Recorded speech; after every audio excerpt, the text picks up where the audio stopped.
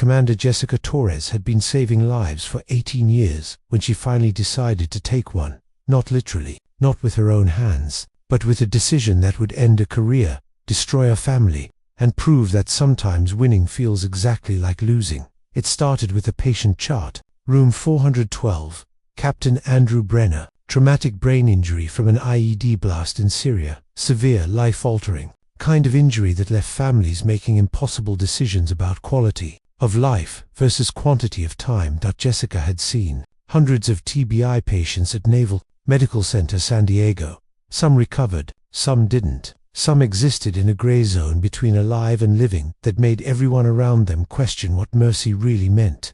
Captain Brenner was in that gray zone, technically alive, breathing on his own, heart beating, but the man who'd been a decorated Marine intelligence officer was gone. In his place was someone who couldn't speak, couldn't recognize his wife or children, couldn't do anything but stare at the ceiling, and occasionally make sounds that might have been words in another life. The doctors said he'd never recover, said the damage was too extensive, said the kindest thing would be to transition him to hospice care and let nature take its course. But Captain Brenner's wife, Amanda, refused. He's still alive, she insisted at every care meeting. He's still fighting. I'm not giving up on him. Jessica understood. She'd seen this before. The desperate hope that somehow, against all medical evidence, the person they loved would come back. The belief that love and determination could overcome catastrophic brain damage. But she'd also seen what that hope cost. The families bankrupted by years of care. The children who grew up with a father who was physically present but mentally absent.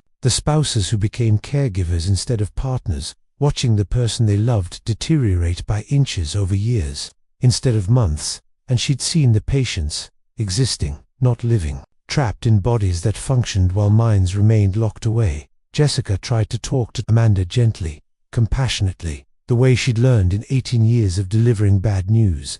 Mrs. Brenner, I know this is incredibly difficult, but we need to talk about what Andrew would want, what his quality of life looks like, what mercy means in this situation. Amanda's face hardened. Mercy means not giving up. Mercy means fighting for him the way he'd fight for me, even if fighting means prolonging his suffering. He's not suffering, he's healing, slowly, but healing. Jessica looked at the chart, at the brain scans showing massive, irreversible damage, at the prognosis that hadn't changed in 6 months. Mrs. Brenner, the scans show. I don't care what the scans show. I care about my husband, and I'm not letting you people kill him just because he's inconvenient. That word kill hung in the air like smoke. No one is trying to kill anyone, Jessica said carefully. We are trying to help you make informed decisions about his care. The informed decision is to keep fighting. That's what Andrew would want. Would he? Jessica wondered, because in 18 years she'd learned that what families wanted and what patients would want were often very different things. She'd seen living wills, advanced directives, DNR orders signed by people who'd thought carefully about what they'd want if they could no longer make decisions for themselves. And she'd seen families ignore all of it because they couldn't let go. Jessica pulled Captain Brenner's file that night, looked through his military records, found what she was looking for. An advance directive signed 3 years ago during a routine medical update. Clear, specific, unambiguous. In the event of severe brain injury resulting in permanent incapacitation, I do not wish to be kept alive by artificial means. I do not wish to exist in a persistent vegetative state. I wish to be allowed to die with dignity. Jessica stared at those words for a long time. Captain Brenner had made his wishes clear. He'd thought about this. He'd decided, and now his wife was ignoring that decision because her grief wouldn't let her accept reality. The ethical path was obvious. Honor the patient's wishes, as documented in his advanced directive. Transition to hospice care. Let him die peacefully. But there was a problem. The advance directive required 2 physicians to certify that the patient met the criteria. Permanent incapacitation with no reasonable hope of recovery. Dr. Patterson, the attending neurologist, had certified, stated clearly that Captain Brenner's brain damage was irreversible and he would never recover meaningful function. But Dr. Lee, the second required physician, refused to certify, not because he disagreed with the prognosis, but because his wife and Amanda Brenner were best friends, and certifying the directive meant ending his wife's best friend's husband's life. I can't do it, Liu told Jessica privately. I know what the scans show. I know Andrew's not coming back, but if I sign that paper, my marriage is over. Amanda will never forgive my wife. My wife will never forgive me. So you're letting your personal life override your medical judgment. I'm declining to be involved in a case where I have a conflict of interest. That's not only ethical, it's required.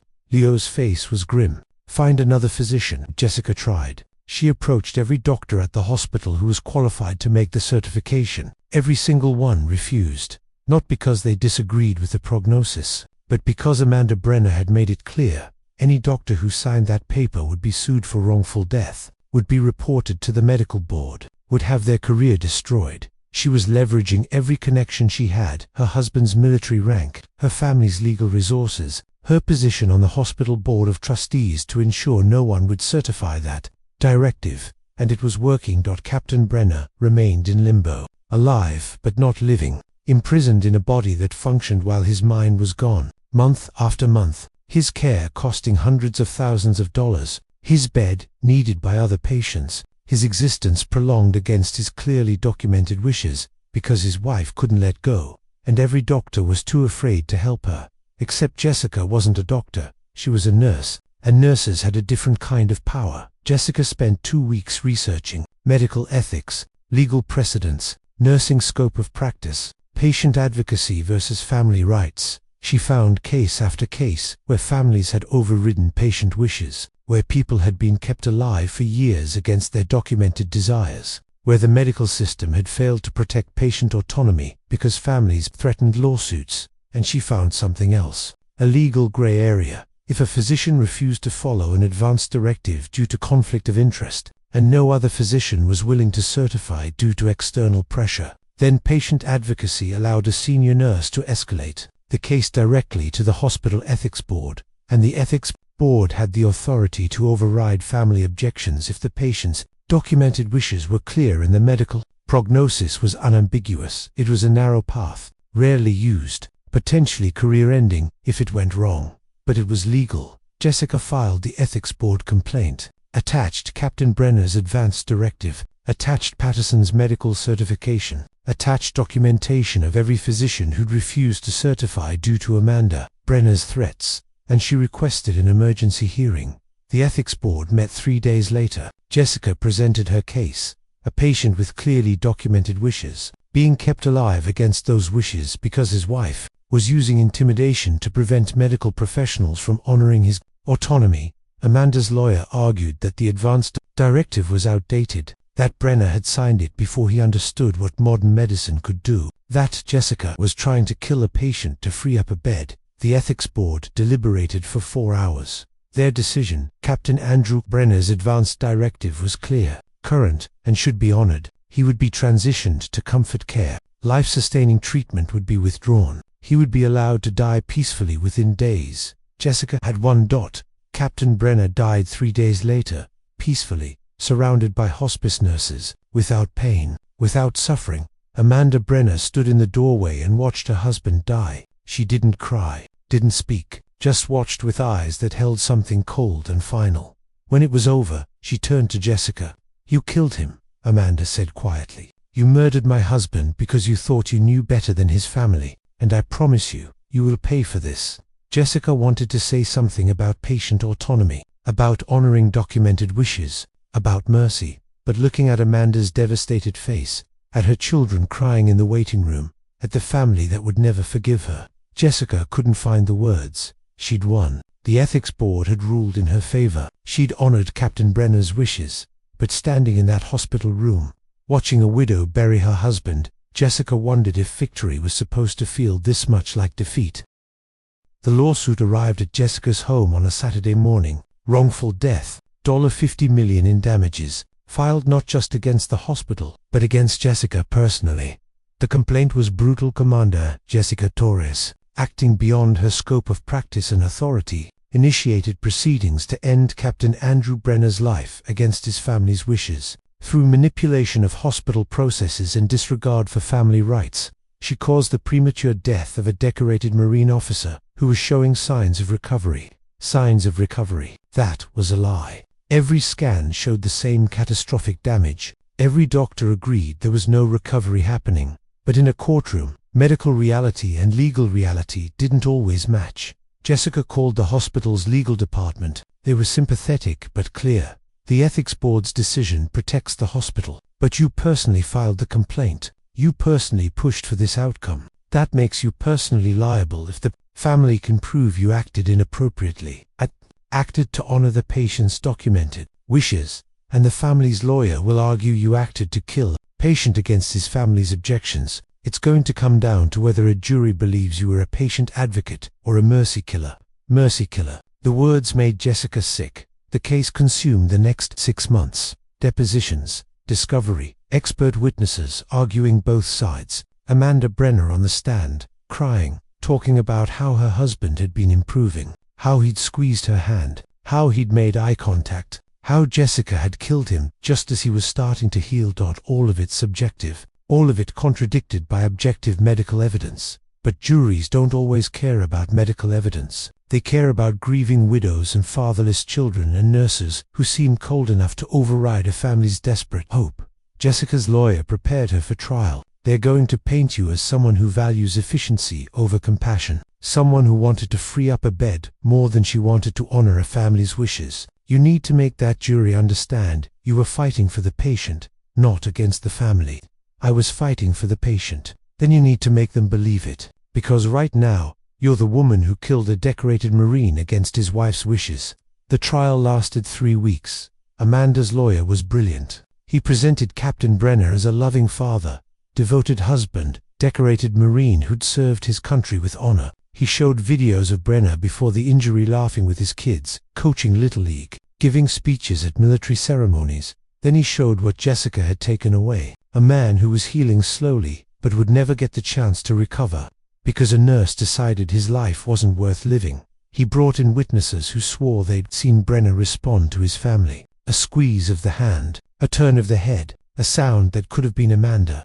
If you listened hard enough, he played the 911 call from the night Brenner died. Amanda screaming, children crying, "They killed him. They killed my husband. I told them not to, but they killed him anyway." And he put Jessica on the stand. Commander Torres, isn't it true that you personally filed the ethics complaint that resulted in Captain Brenner's death? I filed a complaint to honor Captain Brenner's documented wishes. Yes, against his wife's objections. Mrs. Brenner's objections were noted, but the patient's autonomy supersedes family preference when the patient has made their wishes clear. You decided that. The ethics board decided that after you brought it to them, after you pushed for this outcome, after you spent weeks trying to convince doctors to end Captain Brenner's life. The lawyer's voice dripped with contempt. Sounds less like patient advocacy and more like an execution. You orchestrated. Objection, Jessica's lawyer said, argumentative, sustained, but the damage was done. Commander Torres, were you aware that Mrs. Brenner believed her husband was showing signs of recovery? She believed that, yes, and you dismissed her observations. I relied on objective medical evidence that showed no recovery was occurring. You relied on scans and charts. She relied on knowing her husband. Who do you think knows him better, his wife of 20 years, or a nurse who'd treated him for 6 months? His advance directive knows him best, Jessica said firmly, because it's his own words, his own decision, made when he was thinking clearly about exactly this situation. A decision made 3 years ago, before he understood what modern medicine could do, before he had a wife and children depending on him. A decision that was legally valid and ethically binding. A decision you used to end his life. The lawyer leaned closer. Commander, did you want Captain Brenner to die? I wanted Captain Brenner's wishes to be honored. That's not what I asked. Did you want him to die? Did you look at this patient, see someone who would never recover, and decide he'd be better off dead? Jessica took a breath. I looked at a patient who had clearly stated he did not want to exist in a vegetative state, who had made a thoughtful, informed decision about his own care, and I fought to honor that decision, because that's what patient advocacy means. Even if it meant killing him, it meant letting him die with dignity, as he'd requested. There's a difference. Not to his widow, not to his children, not to anyone who loved him. The lawyer turned to the jury. Commander Torres decided she knew better than a wife, better than a family, better than everyone who loved Andrew Brenner, and because of her decision, a decorated Marine is dead. A wife is a widow. Children lost their father. That's not mercy. That's murder. Jessica's lawyer did his best on redirect. showed the advance directive, brought in Dr. Patterson to testify about the hopeless prognosis, showed scan after scan proving no recovery was possible. But the jury wasn't looking at scans. They were looking at Amanda Brenner crying in the front row, at her children, now fatherless, at a family destroyed. The verdict came back after 2 days of deliberation. Liable for wrongful death, $15 million in damages. Jessica's lawyer immediately filed for appeal. The verdict is legally unsound. An ethics board ruling should provide complete immunity. We'll win on appeal, but the damage was already done. The news media had picked up the story. Navy nurse ordered to pay $15 million for ending patient's life. The coverage was brutal. Jessica became a symbol of everything people feared about medical professionals. Making life and death decisions, death panels, mercy killing, playing God. The Navy opened an investigation, not into whether Jessica had violated policy the ethics board ruling proved she hadn't, but into whether the negative publicity was detrimental to naval medicine's reputation. Her commanding officer called her in. Commander, I want you to know that personally, I think you did the right thing. I think you honored that patient's wishes in a situation where no one else had the courage to do it. But the Navy can't afford this publicity. We're getting death threats. Families are pulling their loved ones out of our care. Other nurses are being harassed. The Secretary of the Navy is getting calls from Congress. He looked genuinely pained. We need to make a change. You're firing me. We're accepting your resignation, with full benefits, honorable discharge, and a letter of recommendation that makes clear this is about public relations, not your competence. So I did the right thing, but I'm still losing my career. You did the right thing in a way that made you a target, and the Navy can't protect you from that. He slid papers across the desk. I'm sorry, Jessica. I really am. Jessica signed the papers. 18 years of service ending because she'd fought for a patient's autonomy. She cleaned out her office that afternoon. Other nurses avoided her. Some whispered. A few looked at her with sympathy, but said nothing. Only one person approached her. Lieutenant Maria Santos, a young nurse Jessica had mentored for 2 years. Commander, I just want to say what you did was right. Captain Brenner deserved to have his wishes honored, and I'm sorry everyone's too scared to say it. Thank you, Maria. But can I ask you something? Santos's voice dropped. Was it worth it? Losing everything to win a fight that destroyed you anyway? Jessica looked at the box in her hands. Her career, her reputation, her financial stability all gone. I don't know, she admitted. Ask me in 10 years. Jessica took a job at a civilian hospice in Oregon. The pay was half what she'd made in the Navy. The work was harder, and every patient reminded her of Andrew Brenner. The appeal was still pending. Her lawyer said they had a good chance of overturning the verdict, but even if they won, the judgment would bankrupt her. Her retirement fund was already being garnished. Her house was in foreclosure. She'd won the ethical battle. The ethics board had vindicated her decision. Every medical professional who'd looked at the case agreed. She'd done the right thing, but she'd lost everything that mattered. One afternoon, a new hospice patient arrived. Terminal cancer. Advance directive requesting comfort care only. No heroic measures, but his daughter wanted everything done. Wanted him on dialysis, on a ventilator, on every life-extending technology available. He changed his mind. The daughter insisted. He told me he wanted to fight. Jessica looked at the advance directive. Clear, recent, specific. Her supervisor pulled her aside. The family is threatening to sue if we follow the directive. Legal says we should let them override it. It's not worth the liability. Jessica thought about Andrew Brenner, about doing the right thing, about the cost of advocacy. No, she said quietly. No, we honor the patient's directive. That's what he wanted. That's what he gets. Jessica, after everything you went through, after everything I went through, I'm not going to let it be for nothing. Jessica met her supervisor's eyes. He deserves to have his wishes honored, and I'm not going to fail him the way the system failed Andrew Brenner. Her supervisor studied her. You know this might cost you this job too. Then it costs me the job. But I'm not abandoning patient autonomy just because it's legally dangerous. The patient died peacefully 3 days later, per his wishes. His daughter filed a complaint. The hospice investigated and cleared Jessica of any wrongdoing. The patient's advance directive was clear. The hospice director told the daughter, "We honored his wishes as legally required. Your complaint has no merit." The daughter left angry, but she left. Jessica's supervisor found her after the shift. That took guts. After what happened to you, after what happened to me, I know exactly what patient advocacy costs, and I also know it's worth it."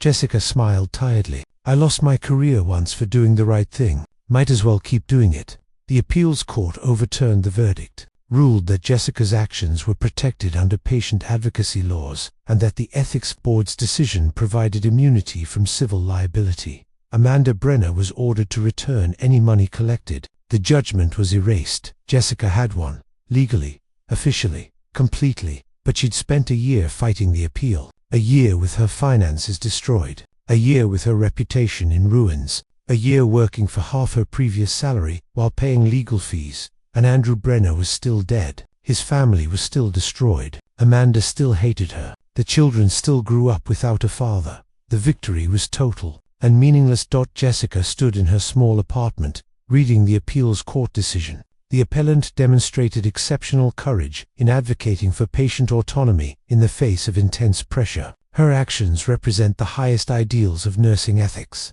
Highest ideals. Exceptional courage. But she'd lost her Navy career, lost her house, lost her reputation, lost 18 years of building a life. She'd won the legal battle and lost everything else. Her phone rang. Maria Santos, her former mentee. "Commander, I heard about the appeals decision. Congratulations." "Thanks. You don't sound happy." Jessica looked around her apartment, at the life she'd built from the ashes of her career, at the hospice work that paid half what the Navy had, at the future that looked nothing like the one she'd planned. "I am happy," she said finally. "I just wish winning didn't feel so much like losing." "Do you regret it, fighting for Captain Brenner's wishes?" Jessica thought about that, about the cost, about what she'd paid to honor a dead man's autonomy. "No," she said. "I'd do it again. But I understand now why most people don't. Because doing the right thing doesn't protect you from the consequences. Sometimes it guarantees them." "That's dark. That's honest."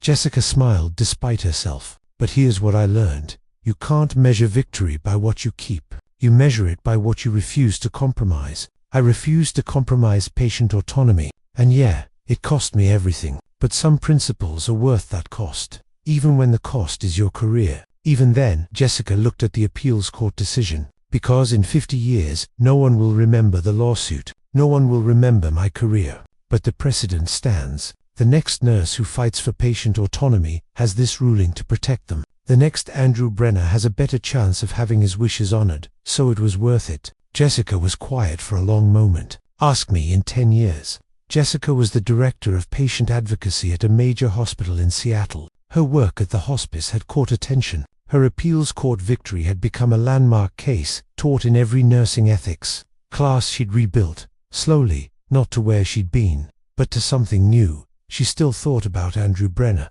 about Amanda's face when her husband died, about the cost of doing right, and she still believed she'd made the right choice. But she also understood, in a way she hadn't before, that sometimes the right choice doesn't lead to a happy ending. Sometimes it leads to victory that feels like defeat. Sometimes you win the battle and lose everything else. Jessica gave a lecture at a nursing school that fall, talked about patient autonomy, about advocacy, about the Brenner case. A student raised her hand. "Commander Torres, would you do it again, knowing what it would cost?" Jessica looked at the young faces, at the next generation of nurses who'd face these same impossible decisions. "Yes," she said, "I'd do it again, because Captain Brenner deserved to have his wishes honored. And that principle mattered more than my comfort, my career, or my financial security." "But you lost everything."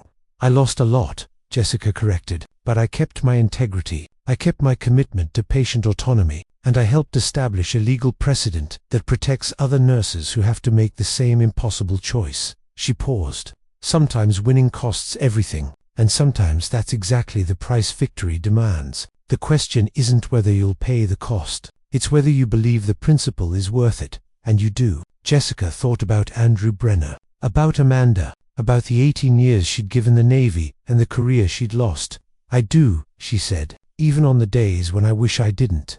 Because that was the truth about Pyrrhic victories. You won, but the cost of winning destroyed what you were fighting for. Jessica had fought for patient autonomy, and won, but the victory had cost her the career that made her a patient advocate in the first place. She'd saved one patient's dignity, and paid for it with everything else. That was the price of principle, and she'd paid it willingly, even if it felt like losing.